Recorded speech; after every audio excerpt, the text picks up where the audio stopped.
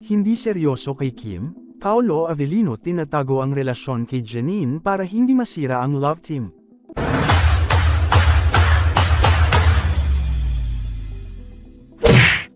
Sa kasalukuyan, nagiging mainit na paksa sa social media ang pagkikita nina Janine Gutierrez at Jericho Rosales sa isang museo. Maraming netizens ang nagtatalo kung ang kanilang pagsasama ay talagang isang date o isang simpleng pagkakataon lamang para sa promotion ng kanilang pinagsamang teleserye. Ang ganitong mga isyu ay hindi maiiwasan sa mundo ng showbiz, lalo na sa Pilipinas kung saan ang bawat galaw ng mga artista ay masusing pinapanood at pinag-uusapan. Ang pagkakaroon ng malalim na interes ng publiko sa personal na buhay ng mga artista ay bahagi na ng kanilang karera, at ito ay nagpapakita lamang ng malaking suporta at pagmamahal ng kanilang mga tagahanga. Sa isang viral na post, makikita ang larawan nina Janine at Jericho na magkasama sa National Museum.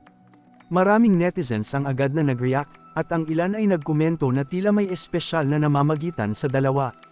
Ang iba naman ay naniniwalang ang kanilang pagkikita ay bahagi lamang ng kanilang trabaho at walang mali siya.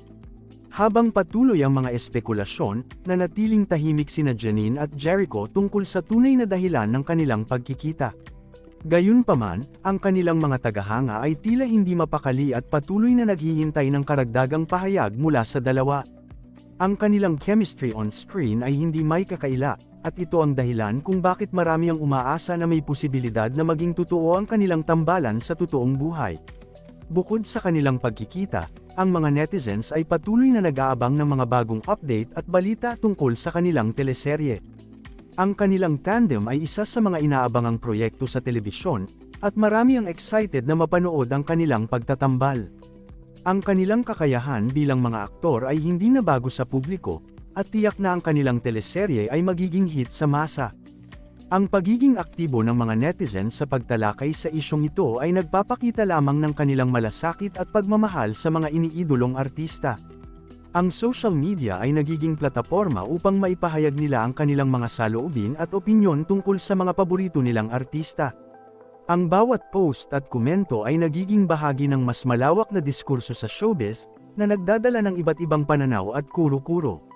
Habang ang usapin ay patuloy na umiikot sa social media, si Janine at Jericho ay nananatiling propesyonal sa kanilang trabaho.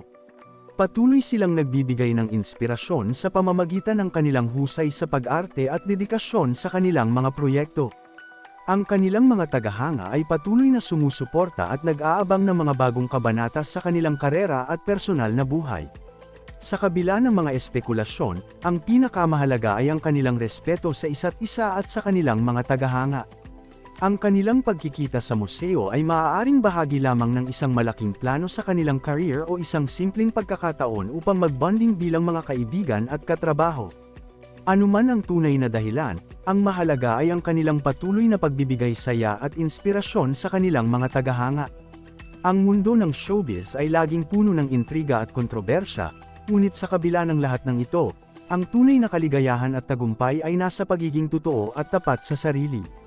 Sina Janine Gutierrez at Jericho Rosales ay patuloy na nagpapatunay na sa kabila ng mga isyu, ang kanilang profesionalismo at dedikasyon sa kanilang craft ang pinakamahalaga. Sa pagtatapos, ang kanilang pagkikita sa museo ay isang patunay ng kanilang malalim na koneksyon at pagkakaibigan. Anuman ang maging bunga ng kanilang tambalan, ang suporta ng kanilang mga tagahanga ay mananatiling matatag. Ang kanilang kwento ay patuloy na magbibigay inspirasyon at saya sa lahat ng sumusubaybay sa kanilang journey sa mundo ng showbiz.